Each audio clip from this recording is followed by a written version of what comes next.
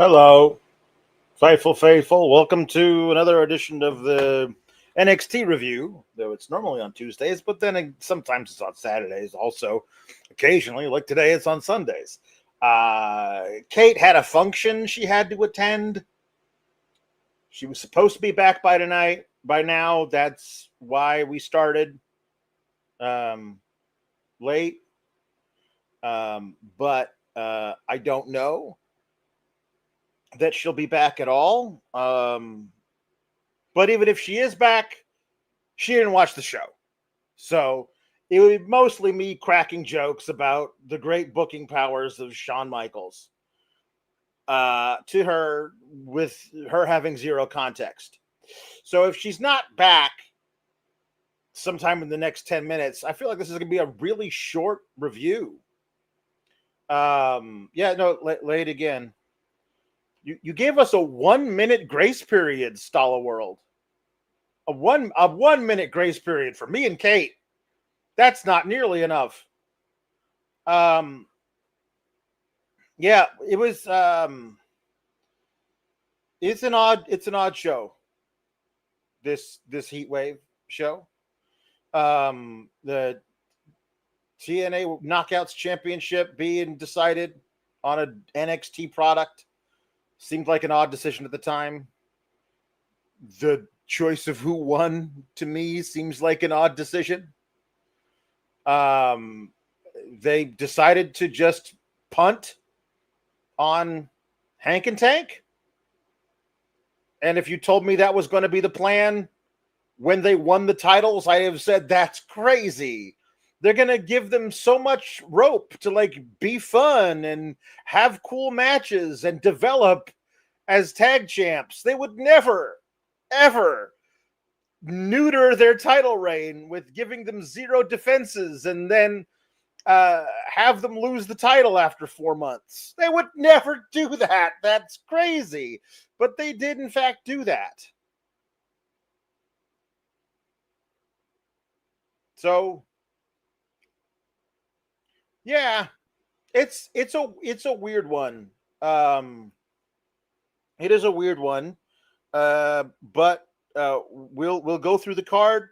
We'll talk about who won, and we will talk about what the decisions being made portend for the future. As always, please do get in your super chats.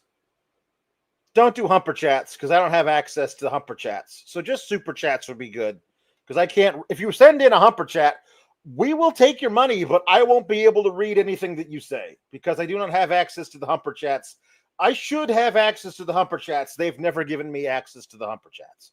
So send in a super chat like old Big Jim Dukers, who says, I won't claim this is a superior wrestling product, nor will I claim AEW is necessarily deficient. But I look at pay-per-view match cards and I get exhausted. 6 or 8 or 10 people in a ring every match. I want 2 wrestlers wrestling. Well, if you only want 2 wrestlers wrestling, then you only got 2 matches. There are only 2 matches on this card, a card of 6 matches. 1/3 of the matches are 2 wrestlers wrestling. Blake Monroe versus Jordynne Grace, and also the main event, Femi versus Javon Evans. Everything else was many more than that. It can be rough a little bit. It can. There could be a little too many things. Too many things. We had 2 triple threat ladies matches tonight.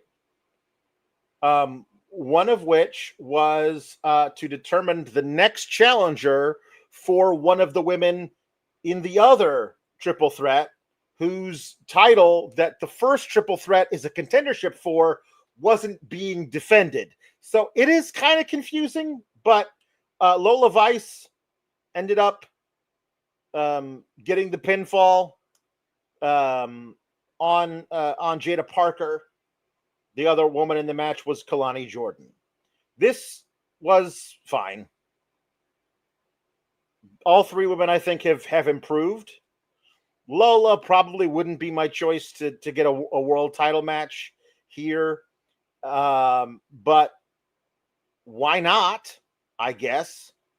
It just feels like all right. You know what I mean? All right. And I don't see her winning, obviously, because I feel like that is reserved for either Blake or Jordynne Grace. Although you could convince me they might do a quick reign with Lola Vice getting dethroned by Blake, moving it from the heel champ to a babyface transitional champ who then loses to Blake, the other heel. I think that's possible, but I don't think it's likely. I did enjoy the finish of the match. It was well put together and well executed by the three women. Kelani did a 450 onto Lola,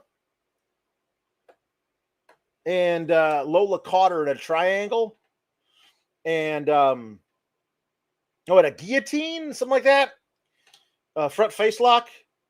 Kelani tried to struggle out of it, but that only cinched it in deeper. So it was basically like the two of them kneeling together, and Jaida Parker ran in to, I think, try and hit Lola with her hypnotic with the running butt to the face. And Lola was able to contort herself out of the way so that Kelani took the entire blow. And then Lola swooped in and got the roll up from behind. Good. She stacked her up really good. It was a really good roll up from Lola to Jaida Parker. So Lola is your new number one contender for the NXT Women's World Championship. So we'll see. We'll see what happens with that. Again, I thought this was a fine match. I guess I would probably of the two, because I don't think we would do Jaida versus I don't think we would do Jaida versus Jacy. But of the two, I think Lola over Kelani probably. Lola feels like she might lose. Lola losing the title match and moving right up to the main roster also feels plausible.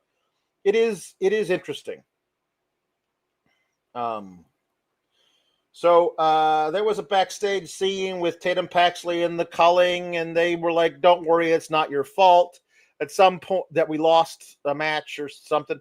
There was also a match made for Izzy and Taters versus Ren Sinclair and TBD. That's going to happen on Tuesday on the next episode of NXT. I don't know who Ren Sinclair is going to find as her tag team partner.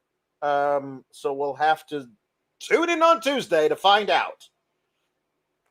Kendall is a very good possibility. If you told me it was Kendall, I would say that's very likely. But I don't know. Things don't happen all the time that are perfect. You know what I mean? So we'll have to see. Yeah, the NXT Tag Team Championship match. I'm going to say I don't think it's fair that that DarkState, Fart State has four guys in the faction, and they all come to the ring wearing identical ring gear, and when they're in the ring and they do the announcements, then they jockey for position about who's going to actually be in the match. My question is, spoiler alert, they won. They pinned Hank and Tank. Now that they're tag champs, do they freebird the titles? That would make sense, but I want them to freebird the titles as in, we know prior to the match, at least that day, we know which two of them are defending the titles. That way, if it's Cutler James who is defending the titles, then I know not to watch because I won't enjoy the match. I don't know. They decide it's going to be Dion Lennox and Osiris Griffin, which is a fine twosome. And they end up beating Hank and Tank. Like, there's distractions from Saquon Sugars, and Cutler James grabs Tank by the ankles and pulls him into the turnbuckle. Yeah. So Hank gets hit with a big doomsday. Like, Hank and Tank are great. They are the leveled up version of the old Heavy Machinery tag team. Both guys can move. Both guys are strong. Both guys have a lot of personality. They're really, really good. And I think that Dion Lennox is a really fine athlete and Osiris Griffin is very strong. But DarkState has no personality. Yelling into a camera in the parking lot is not personality. Hank and Tank got personality, and as the saying goes, personality goes a long way. I don't see any reason why you would take the titles off of Hank and Tank now. Like, I guess the one thing I can say that's good about this is that after 6 months, they finally did something with DarkState, Fart State. They finally did something with them. But like, at the expense of Hank and Tank, who engendered all kinds of goodwill. Like, when they won the titles off of the Blurry Boys, aka Fraxium, at Stand and Deliver, it felt like it was preordained. Like, it felt like these were the only two guys who could have pulled that shit off. And they did it. And it was great. They won. They ran the table in a gauntlet match to even get the match. And in the match, with like, nobody could beat Fraxium. These guys did. That should mean something. But it doesn't. Because after they won the titles, you didn't do anything with them. And now they lost them to DarkState, Fart State. You know what I mean? I don't understand why we do that. Hank and Tank going to Raw could be fine. Raw definitely needs help, but the problem is there's already too many tag teams on SmackDown. So just take a couple of those and move them over to Raw, and it solves the problem.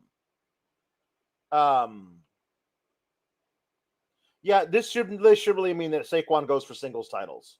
This really should. I think he's excellent. I would love to see Saquon Sugars going after singles titles for sure.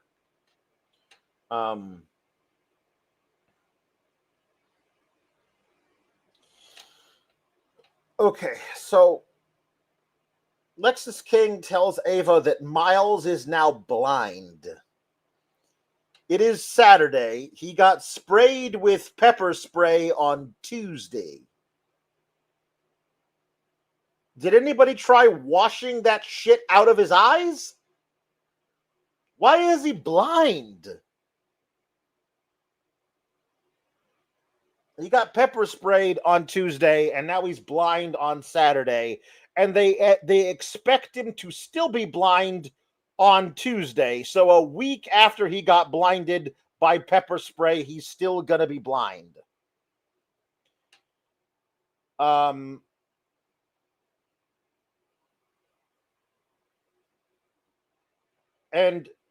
Ava says, I should suspend you. I should fine you, to Alexis King. And he says, wait a minute, you're not going to do that. And she says, no, I'm not, because Miles insists on having a match with you. Well, how is he going to have a match with me? He's already deaf, and then I blinded him, so there's no way he can have a match with me. And she says, well, it's going to be a blindfold match. We're gonna put blindfolds on both of you, and we're gonna do a blind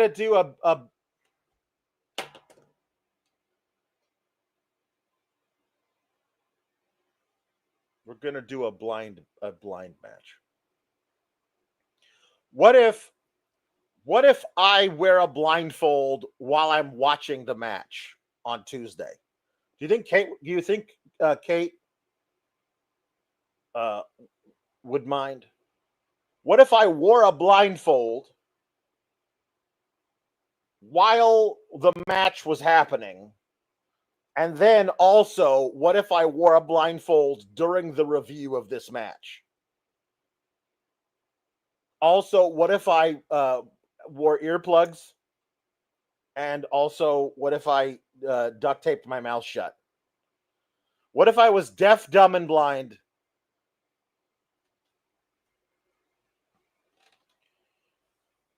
I have to wear the headset. I don't have any ears. Ask her without context since she didn't watch the show. That's a fantastic idea.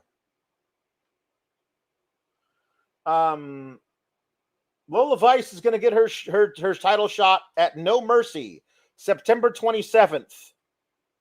What a wonderful birthday weekend it will be for me. My birthday is September 26th.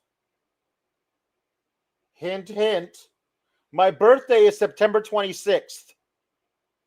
And on September 27th, while I'm on vacation, I'm going to, from my Airbnb, I'm going to review an NXT. I'm going to review an NXT PLE while on vacation. Because I don't run from the grind, Kate.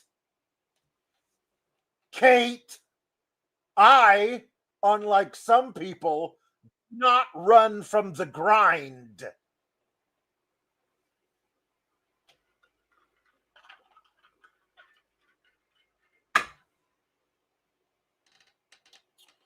All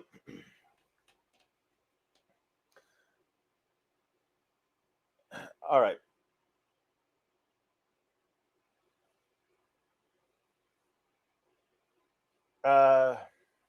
Jacy Jayne lost the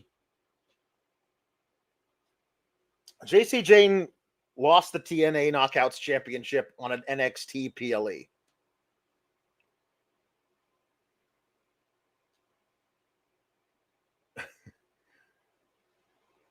I don't feel like that's the right thing to do that. I don't think that's the right thing to do. I feel like if you're going to have the title change, it should be on a TNA thing. You know? I feel like it should. This would be. I feel like it should be on a TNA PLA if you're going to do a title change. Jacy Jayne, of course, did not take the pin. However, this was a better match than I thought it was going to be. The Fragrance held her own. The Fragrance held her own against Masha, Slamovich, and Jacy Jayne, but it was indeed the Fragrance that won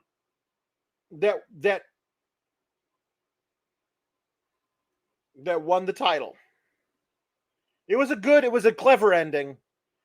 Jacy Jayne hit her crazy rolling elbow thing on Masha, but got pulled out of the ring by the Ash by Elegance girls. By Tall by Elegance and Short by Elegance. There's Ash by Elegance, and then there's Tall by Elegance and Short by Elegance. Can you tell I don't watch TNA? So Tall by Elegance and Short by Elegance grabbed Jacy Jayne's ankles while she was, it's a triple threat, so it's legal. And they pulled her out of the ring so she couldn't make the tag. And then Ash by Elegance got on the top rope and did a swanton to Masha and pinned Masha. And now the Elegances, they are all the titles. Ash by Elegance is the women's knockouts champion, and the other ones, tall and small by Elegance, they're the tag team champions. So they hold all the belts in they have all the gold in TNA.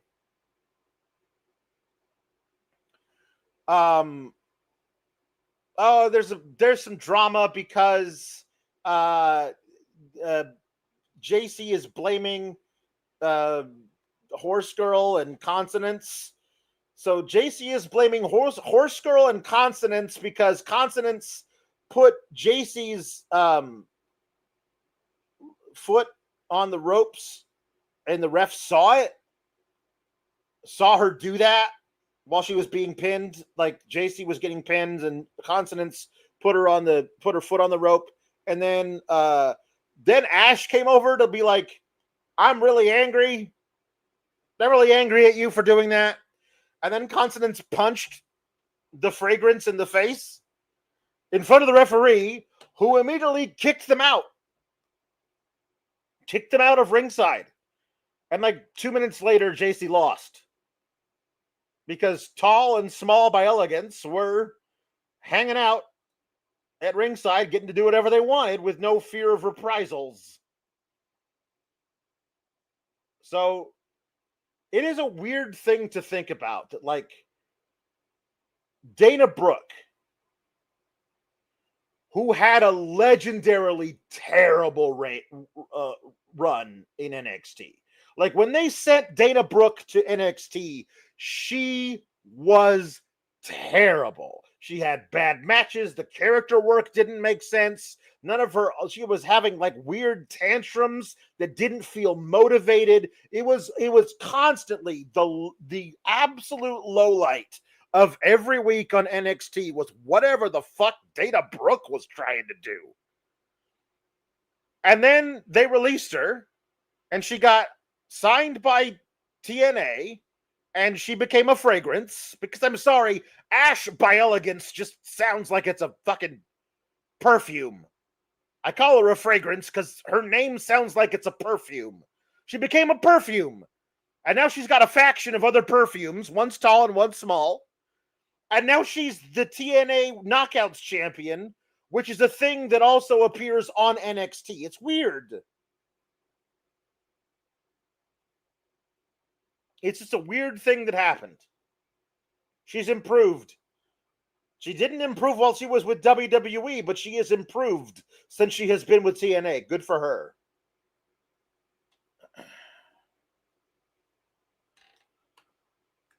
Orion Band says, "Say what you will," and I have said what I willed. Jacy and Masha are better than this booking, and most of us have only seen the NXT part. I am happy for Ash/Dana, but I deal with reality, and so does everybody else. Mm-hmm. Everybody deals with reality.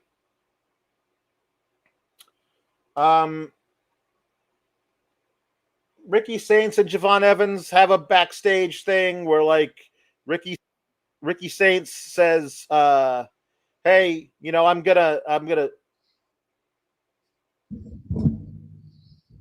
Hello, Alex. Hello, champ, cowboy champ. Yeah, I just figured I'd live up to what you apparently expect me to live like on a daily basis. Listen. You were always free to not pay the $1,000 or not buy the puppets, but you so desperately needed me to review Freddy Got Fingered. It was over $1,000, just to be clear. It was $1,150 that I spent of my own money for 2 puppets. Mm. The $1 million man, Sean. So I'm here with my jewels. Hey, wow, what a great cameo! My good friend Ted DiBiase has stopped by the show.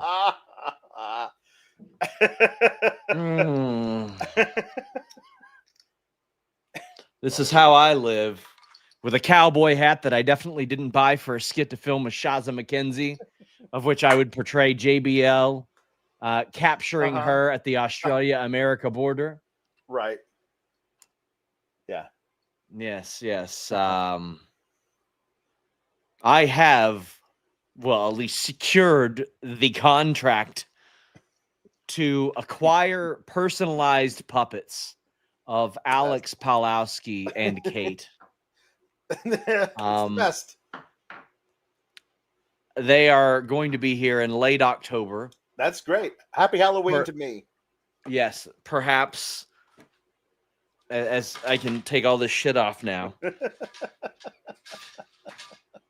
During this Where very did you get all those wrestling. Super Bowl rings, by the way? Those are fantastic. These are actually they're fantasy football rings, actually. That's all they are. One for each league I've won in. I didn't know if you got them out of MJF's trunks. Well, I certainly didn't. Yes, I did. Certainly didn't get them from the Cincinnati Bengals. No, they did not. No. And this is actually the last dollar I own now.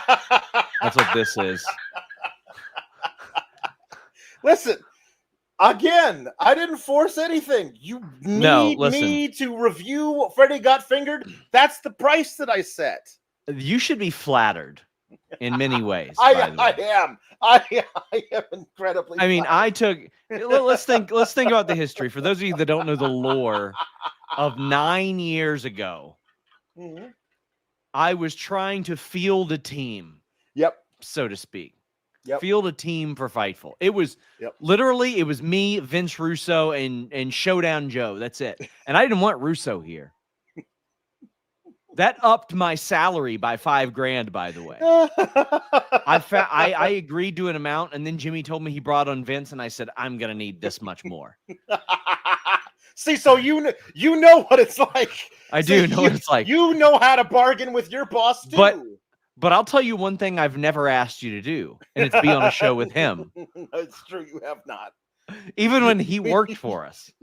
No, you never asked me to do that. Okay, so I, of all things, see a hilarious main event review on it wasn't even Cage Side Seats. It was like the fan blog of Cage Side Seats. Right, yes. And it was so good. I was like, I gotta have this guy. Gotta have this guy. And within like a month, you were writing articles that I assigned about how an old man scouted a bear and beat him up left-handed, or because he was left-handed. Yes, it was good stuff. Like, you've always been a great reviewer. Because the old man who beat up a bear, who outboxed a bear, said that bears can't box left-handed. They can't defend against a southpaw. Get it? A southpaw. Yeah, that's the thing. And you do great reviews over on Fightful Select. And that's not even me plugging Fightful Select. You do great stuff there, of course. And I mean like movie reviews. But I saw that Hot Rod review. You guest starred on the whole Hot Rod review happened because you said to do it. And then you were on it throughout the Hot Rod review. And that's going to happen again. Yes, with it will. Because I am effective. I mean, listen, I get an executive producer credit for this one. Yes, you buddy. do. Yes, you do. I will be popping in and doing a couple ad reads. I'm going to be Please. telling people the history of Tom Green, because I realized there are a number of, like Ali Cease, for example, probably was not alive when Tom Green was a thing. Like, probably does not know who Tom Green was or why it is that somebody would have given him $14 million. Although I'm pretty sure Tom Green doesn't know why somebody gave him $14 million for this. Probably. And I think that's the point of the movie. Yeah. But Alex, I am going to promote this like nothing I've ever promoted before. And I've had people say, oh, well, there's this other thing. It's got like millions of views. This other review, like 37 minutes. I said, buddy, you ain't got nothing on what's going to be uncorked whenever we do this Freddy Got Fingered review. Because let me tell you, this bad boy is on Amazon Prime. So literally everybody who wants free shipping can watch this movie. That's right. I started to watch it again this week, and I was even more baffled. Like, upon rewatch, I'm just, and it's one I got to get through in sittings. You're going to watch the whole thing in one sitting, I would imagine. But here is my approach. I have already sold $300 worth of sponsorships for this. Nice. Not bad. Not bad. A tad short, about 800. You're not 850 in the red. But you got time. You got time. You can pull through. I'm hopeful that we can generate a lot of super chats and humper chats. Yeah. Oh yeah. Because see, like a lot of people don't know this. Back in the day when we were broke, we used to do our Christmas bonuses completely on super chat and humper chatting. Now I got to procure sponsors because it's not easy to say, hey, somebody with thousands of Patreon subscribers, give us money for Christmas bonuses, you know. So I procure these bonuses personally, but like I'm not putting any pressure on you, Alex. I'm just saying, don't fuck this up, okay? No, of course not. No, I because if the assignment is to review Freddie Got Fingered in the same style that I reviewed Hot Rod, I'm pretty sure that's going to happen. Oh, buddy, am I excited to hear you talk about the rules of comedy and how they relate to Freddie Got Fingered? The rules of what makes something funny. I can't wait. As, listen, you want some fun Tom Green facts here? This movie was outright referenced in a Grammy award-winning song, Alex. Wow. Now, granted, it was from Eminem, but this movie is referenced in history as a result of that. Unbelievable. This man was married to Drew Barrymore at one point. Indeed. And I remember that. I do remember that. And was briefly linked to Monica Lewinsky as well. If you remember that as well. Were you a Tom Green viewer? I was vaguely aware of him. No, I did not watch any of his show. So you don't remember Glenn Humplick? I do not.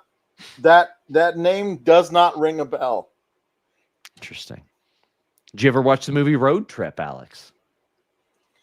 No.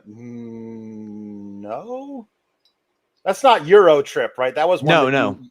That's a different one. Euro Trip was solid too. It was okay. Road Trip was actually very fun. Listen, there's a Vince McMahon reference in Road Trip. I feel like I did watch Road Trip. Yeah. Like right around the time it came out, but like Sean William Scott and Breckenmeyer, Amy Smart. It was it's fun. All right. It's fine, but Tom Green is very involved in that movie. It was a massive success, actually. Like he was in quite a bit of stuff. Man was in Charlie's Angels, but like yes, I do know that. But if you were not like involved in pop culture for 3 years, you have no clue who Tom Green was. Yeah. And I am very excited to subject you to this. This is the This is like torture porn. Yeah, this is what the thing. Like you've spent $1,100 to torture 2 of your employees. That's what this is. Have you ever seen? I think it's 8mm with Nicolas Cage. Yeah. Yes. Exactly. Yeah. Where he's hunting down a guy that did a snuff film. Yeah. And like, there's a rich person who had commissioned the film, and it's because he can't. This is like that, maybe worse. This might be more serious than that. There's that great scene where they show Nicolas Cage's face while he's watching the film, but they don't show the film. Yes, and he's like he's the grimacing and fighting back tears, and he can't watch it. That's me watching. Alex, I found a review that said this movie is the worst thing to happen in 2001. Well, I mean, I'm just saying. There's something that I feel like was pretty bad, and I don't know if this quite surpasses it, but I'm gonna have to be the judge, I suppose. Luis says, how much were the puppets? The puppets collectively, assuming we ever get them, from Bulgaria. Which, by the way, guys, here's some more lore. The person who's making these puppets lives minutes away from Maggie. Maggie of coexisting with Robin Maggie of Bulgaria. Yeah. Yep. They were $1,150. I will say this. There was a sizable super chat that you all procured a number of weeks ago. Yeah. $200-$300. It was a lot. Yeah.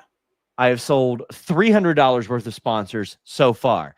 Anybody that wants a social mention, description, and an ad read from me, of which you can repurpose for whatever you want, drop me a line.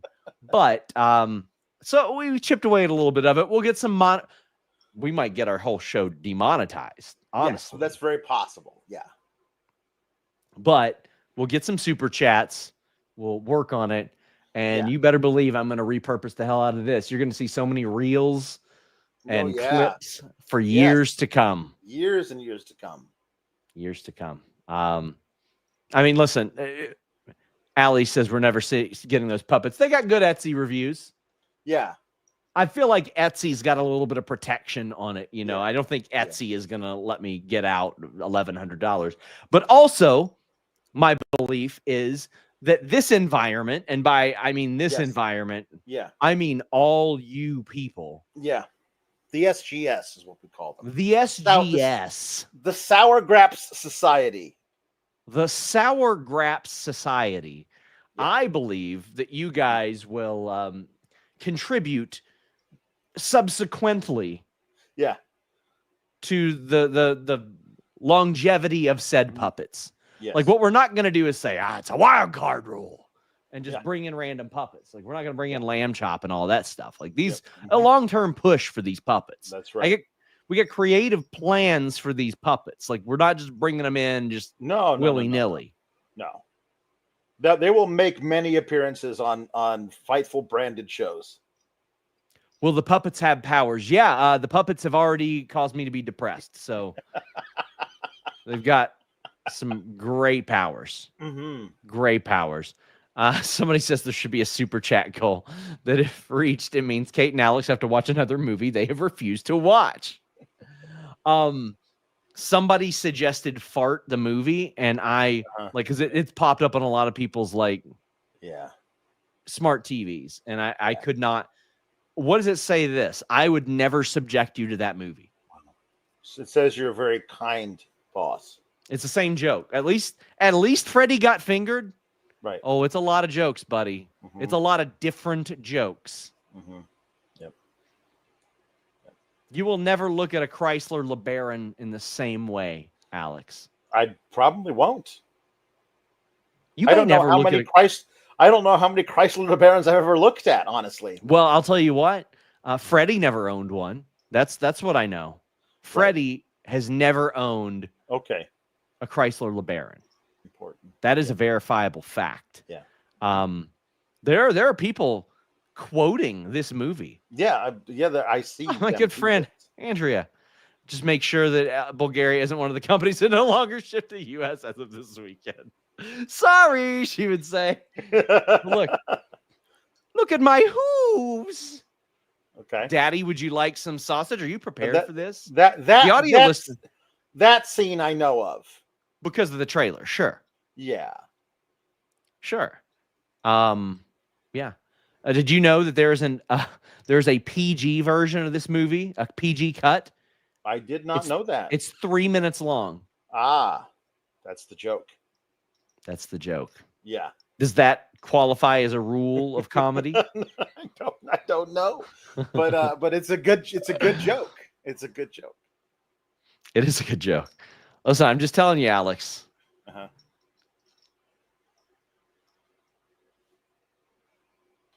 I put you through some things that I had you review over the years. Yes, it's true. We reviewed some real bad wrestling. We did.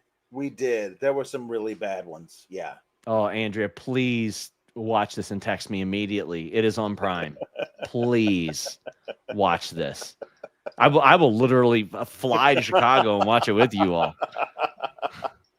At this stage, that's how pumped I am.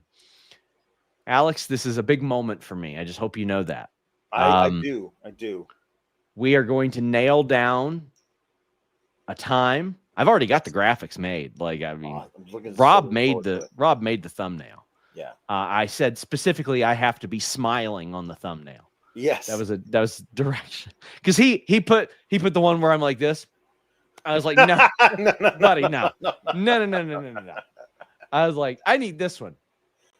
Yeah. I need that one.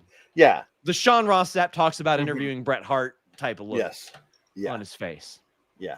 I got you these goddamn puppets, Alex. Yes, you did. You did.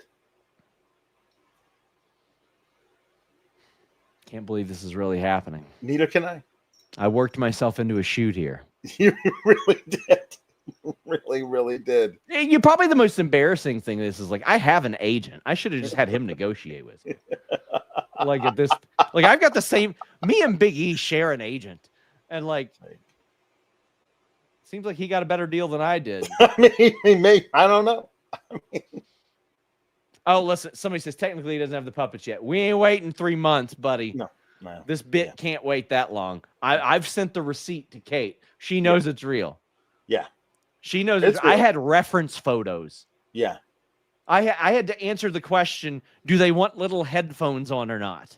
Of which I replied, yes. Yes. Yes. Yes. Full body or half body. And I said, fuck it, give me the works. Give me the works, baby. Well, are jeans okay? Yeah. Sure. Sure. Is denim affordable in Bulgaria? Let's do it. So this is the good one. Like, I would like Jimmy to watch this movie. I want Jimmy to watch it, and then I want Jimmy to talk about it with me before you review. Ah, that's good. As a bit of a preview, right? Nice. Because, and I promise, guys, I'm about to leave. This is going to be a main channel review. Yes. Yeah. Not behind the paywall. This is not this behind is right the paywall, buddy. for everybody's consumption. And hey, if you all don't want to send super chats, we do gift Fightful Select subscriptions. I would be completely fine if you all did that. But Alex, I just want you to know I'm very excited about this. And much of that is because of your unmatched ability at reviewing very bad things. Well, thank you. I appreciate it. You have a knack to hate things. Yeah. In a way that nobody else can. And I find that somewhat admirable, even though I have people that will occasionally I mean weekly on exit surveys just put sour grapes as the reason why they canceled. I'm like, you can just scroll past. It's okay. Nobody's forcing you to listen. I promise. Somebody said therapy or puppets. Well, let me tell you, Alex is going to have both of those things by the time this assignment is done. That's true. That's true. Alex, I'm very excited. I'm very excited to schedule this. Me too. Hit me with some dates in September that work for you. Yeah. See you guys later. Right. Bye. Bye, Sean.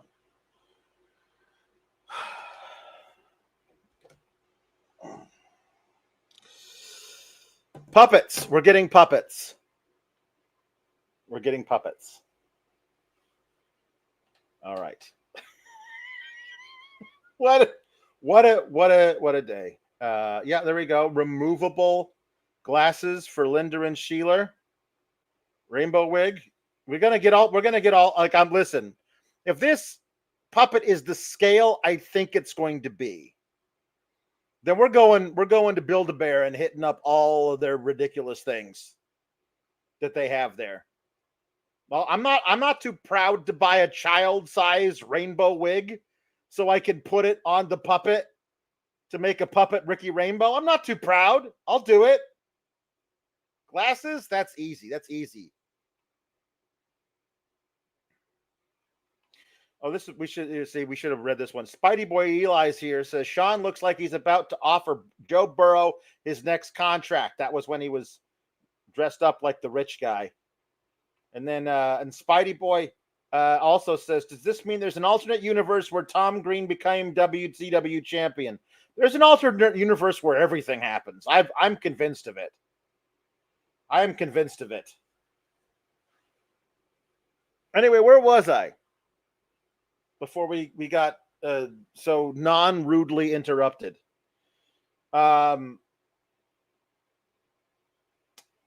Ricky says he's coming after Ricky Saint Stark says he's coming after whoever wins the NXT World Championship tonight. Spoiler alert, he does indeed seem to be doing that. Okay, we got our Jordynne Grace and Blake Monroe match. This was Pretty much everything that I wanted from between the two of these women in the ring. I'd like Blake Monroe to be a little less Lady Miz and more, knows she can handle herself thing. Running around and hiding behind the announce desk is not my idea of a great time, but it was a good match, hard hitting. The end of it is well done. Jordynne Grace pulling Blake Monroe out of the corner, and Blake Monroe pulls with her, and pulls with her a turnbuckle pad, the bottom turnbuckle pad, and she dropped toe holds. This is later, 2-3 minutes later in the match. She dropped toe holds Jordynne Grace toward the bottom turnbuckle. Jordynne Grace is able to stop herself, right? But because she's got a bad arm from stuff that's happened in the match, she's not able to fully support her own weight and has to drop her arm. So she's only holding on to one part of the turnbuckle to support herself. So then it gets a stomp in the back of her head, forehead into the turnbuckle, and then her version of the Dirty Deeds DDT, and Blake Monroe pins Jordynne Grace. So I don't know what this does for Jordynne Grace going forward. I think we all kind of figured Blake Monroe was winning this match. Does Jordynne Grace go to the main roster? Is this over? It's not over. I don't think it's over between Jordynne Grace and Blake Monroe, but it probably should be. I just think it probably should be. But anyway. Yeah. No, Kate will not be on the show tonight. I mean, it's late enough in the evening that it doesn't really matter, but no. Jaida Parker is upset that she lost to a roll-up in the back. And Lash Legend comes in and talks crap to Jaida Parker. So they start fighting in the trainer's room. And they have to be separated. I like that Jaida Parker is like, I know you're not coming in here acting like you didn't get squashed by Nia Jax on Tuesday. And I appreciate that Jaida Parker is calling out the bad creative. So they're gonna fight each other, even though there's no title matches on the line. So anyway. So Shara Schreiber wants to interview Jacy Jayne, but she won't let her because she wants to yell at Jasmine Nix. Consonants. Then Lola Vice is like, "Hi, I'm your next challenger." And then here come Sol Ruca and Zarya to talk some trash to old Jacy Jayne about this is where this happened. Yeah, this happened in the order I'm saying it, but it probably should have happened in the reverse order. Sol Ruca says, "Look who's now the only double champ in NXT."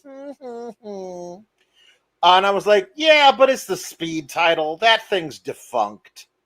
There's no way anybody's ever going to let you defend that ever again. And then in a subsequent backstage segment, Ava calls in Sol Ruca and Zarya and says, "I have now acquired the champ, the legacy." That's not the word I want to say. But yeah, she's now acquired the lineage or whatever of the speed title.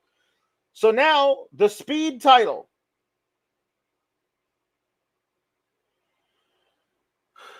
Let's see here. The speed title. Hold on. Ryan Cicchini says, unironically think the speed title fix NXT. I do too. You know why? Because so many of their matches are sub 5 minutes anyway. Why not attach some stakes to those matches? Yeah, there's So Sol Ruca is the speed champion. And she's going to defend the speed title on NXT. Her first ever speed title defense in NXT is going to happen at No Mercy in a month.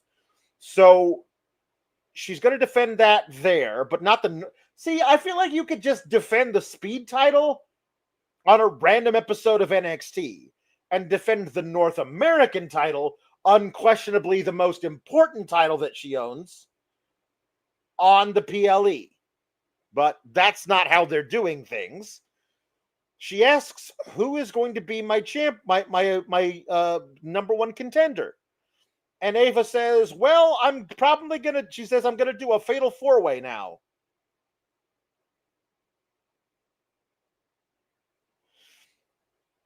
And the fatal winner of that fatal four-way is going to face you. She says, one woman from Raw, one from NXT, one from SmackDown, and one from Evolve. She just, man, hold on. What does she say? She says, I don't know. I know AAA is one of them. I think Evolve, maybe Raw, maybe NXT, maybe SmackDown. AAA is definitely one of them.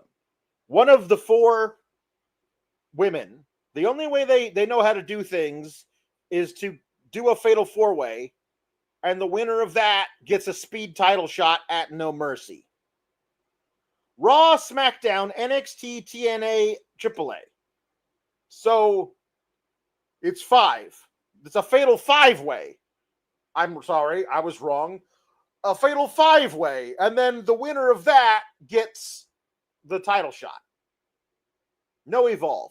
Why would Evolve be involved in something like that? That's silly. That's dumb. So yeah, one Raw or SmackDown. One Raw or SmackDown. Why is it one Raw or SmackDown? Do they fight each other? Are we doing a thing where there's a tournament on Raw and a tournament on SmackDown, and the winner of each of those tournaments fight each other, and the winner of that match has to be involved in the fatal four-way, and the winner of that match gets to lose to Sol Ruca in less than 3 minutes? What are we doing?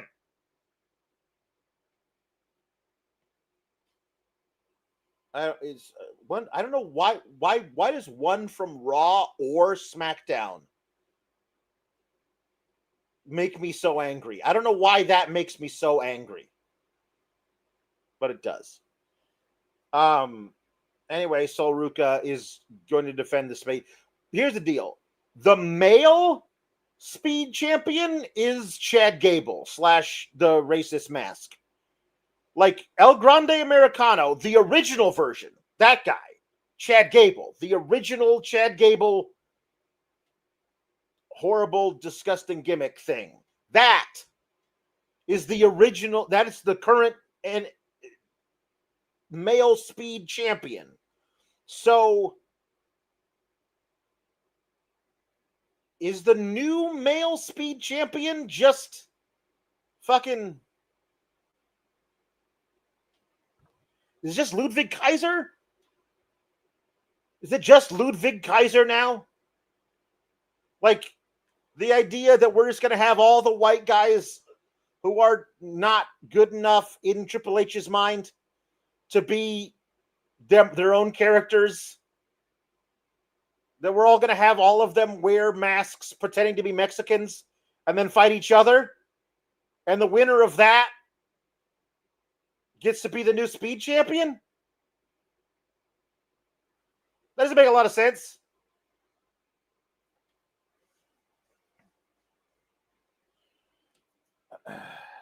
Anyway,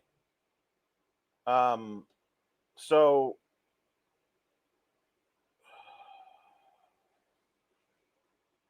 Chelsea Green and Ethan Page win this.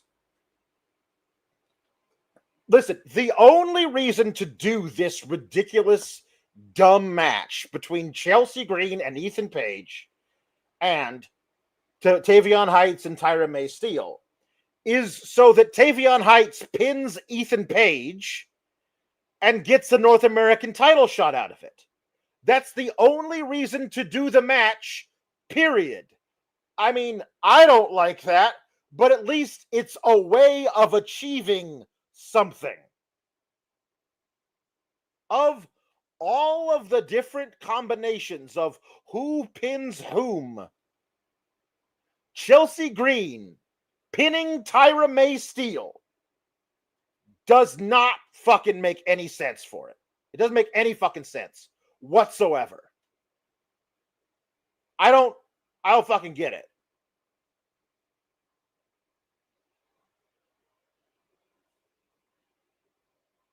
I don't get it.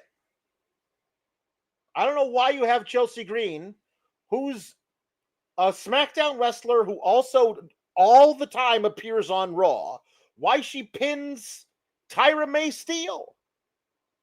Like, Alba Fire got in the ring and hit her with a super kick while the ref's back was turned.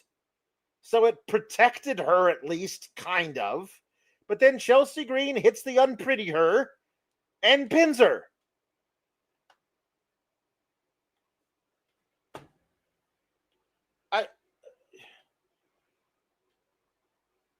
That doesn't make any sense to me. Tyra May Steele's great. She proved it. She was excellent in this match. At one point, she did a German suplex to Ethan Page, and at that point, somehow Ethan Page had gotten Alba Fire on his shoulders, kind of. So she German suplexed two people. I don't know. I don't know. She's great. Why is she losing to Chelsea Green? Chelsea Green's in the middle of doing other shit on SmackDown.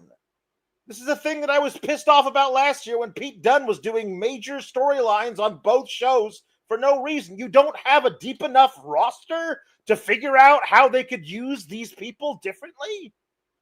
Because I think you do. I think you've got a deep enough roster that Chelsea Green doesn't have to be your only. She's great. I love Chelsea Green. Nobody should be the only mid-card women's heel. The only one.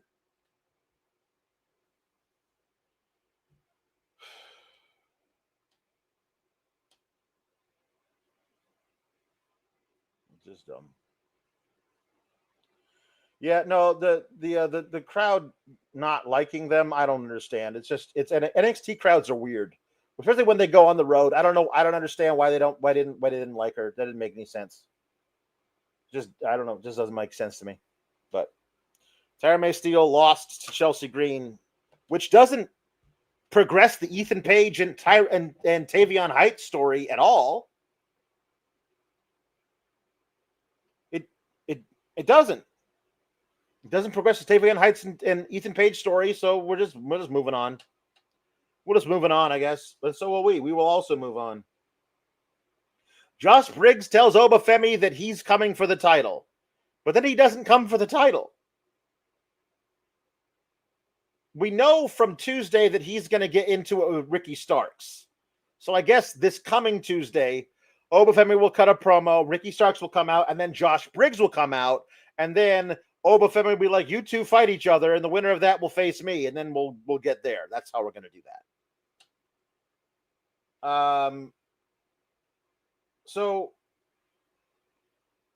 the NXT Championship match was the highlight of the night because Oba Femi he's maybe the greatest. He's the greatest big man to come through NXT. Not a signing from the indies, but like the big man comes from basically no place and goes through NXT. He's the greatest big man to ever do that. He's probably the best, like the most athletic, most fun to watch for me, big man that they've got under contract to WWE. He's one of the best big men, like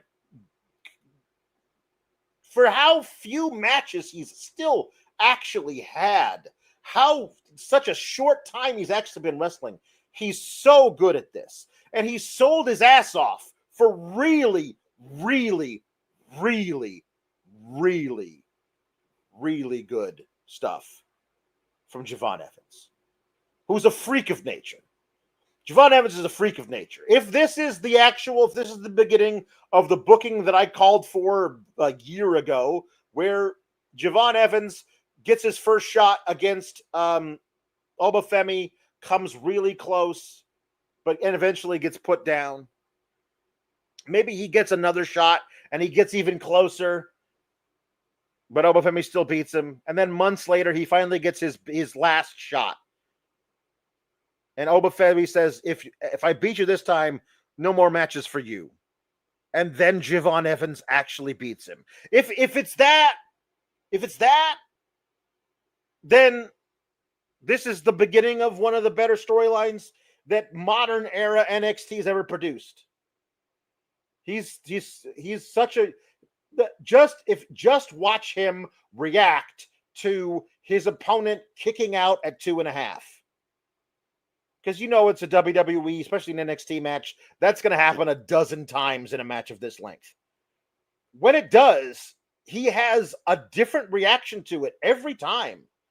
He's so fantastic at finding different ways of telling the story that he's involved in. I'm amazed by him all the time. There's a weird spot near the end of this match where I think Javon Evans trying to do a push off into a frog splash, like his left leg slipped, and so he didn't actually get all the way there and actually landed on his feet first, and then flopped, kind of belly flopped onto Oba, and was selling the leg, and then he got up and did it again, but this time it worked. And then he was doing a bunch of stuff, but then at one point, man, Femi hit him with an uppercut out of midair that looked like it murdered him. These guys are so perfect for each other. One dude who's incredibly strong and way faster than he should be, and another guy who's just ping-ponging all over the ring. And they're both brilliant athletes and really seem to get it. This could be a really fantastic rivalry for years to come. If both of them stay healthy, they're both so young. Both of them stay healthy. Both of them stay under contract. There's no reason why this shouldn't be. I mean, the reason why it won't be a future WrestleMania main event,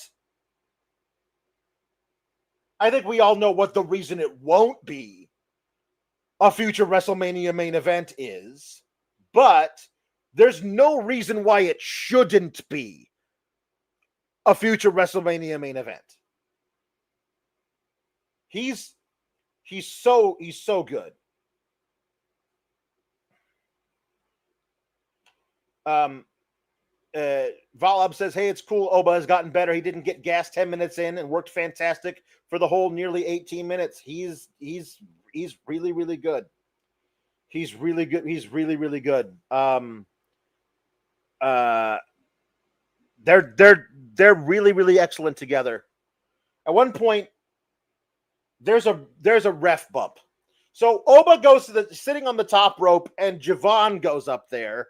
And then Oba shoves Javon with one arm, shoves him 10 feet across the ring. And Javon hits the referee. It was entirely inadvertent, but he knocks the referee out of the match.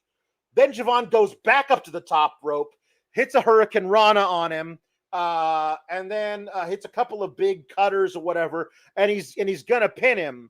But there's a second referee who had to have been sitting at ringside. That's how fast he got down there. The second referee jumps in and calls the 1, 2, 3, but after the 2 count, Oba put his foot on the bottom rope. And the first referee stands up and goes, hey, his foot's on the rope. And the second referee says, yeah, you know what? You're right. My bad. The guy's foot was on the rope. And then they pick the match back up. And then Oba ends up doing his shot put yeet thing that he just shoves the guy. But he does that to Javon through the damn announce table, picks him up, rolls him back into the ring, does the giant fall from grace powerbomb. And He pins him.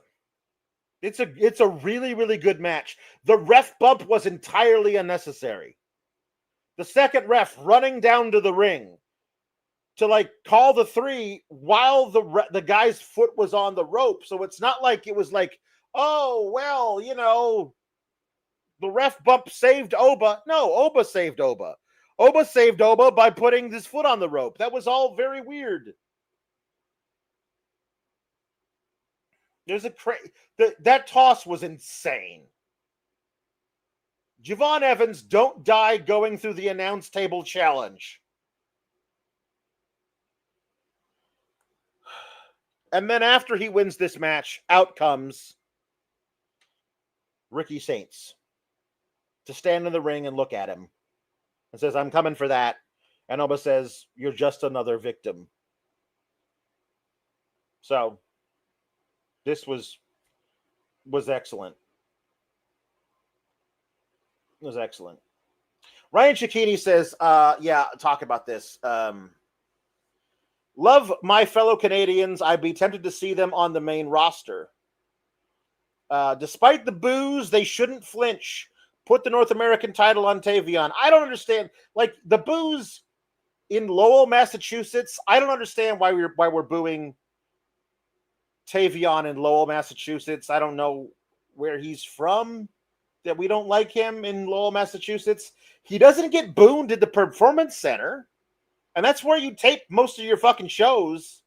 So I don't know why that would change anything, really. All right, guys. Thank you very much for being here for this. I know it was a little late, but it gave me some time after the Forbidden Door review to actually watch the show. And yeah, sorry Kate couldn't be here, but she had a prior engagement. We will see you all on Tuesday. The SRS run-in was a legendary run-in. Guys, we're getting puppets. We're getting puppets, and so not everything sucks. Keep cool, gabagools. See you on Tuesday, if you will.